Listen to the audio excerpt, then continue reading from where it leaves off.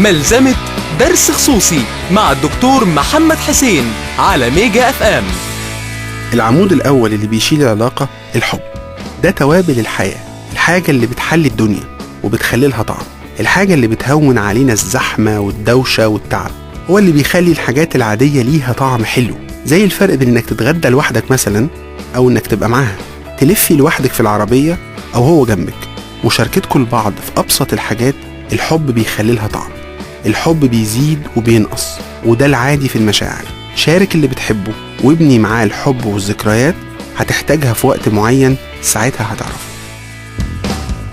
ودي كانت ملزمة درس خصوصي مع الدكتور محمد حسين.